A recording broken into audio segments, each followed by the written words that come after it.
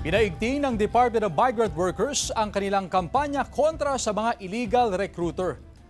Kamakailan ipinasara ng DMW ang isang travel agency sa Barangay Kalulot, City of San Fernando sa Pampanga matapos mapatunayang sangkot ito sa illegal recruitment.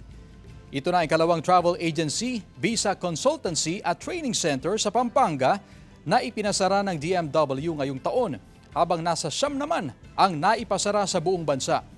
Ayon sa DMW, simula pa noong nakaraang taon ay isinailalim na sa surveillance ang naturang travel agency matapos makatanggap ng mga reklamo mula sa mga nabiktima nito.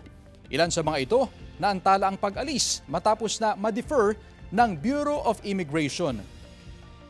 Walang kaukulang permit at lisensya mula sa DMW upang mag-hire at mag-recruit ng mga overseas workers ang naturang travel agency. Sa panayam ng GMA Regional TV sa may-ari ng gusali, inuupahan lang sa kanila ang opisina ng travel agency. Iginiit niya na wala silang alam na iligal ang operasyon ng naturang negosyo.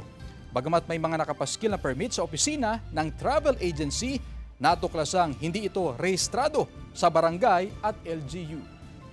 Pangatlong lipat na nila ito dito. Meron po tayong complainant at ayon po sa complainant, sila po ay ino-offeran ng isang overseas work sa Bulgaria sa halagang 90,000 to 100,000 ang monthly salary nila.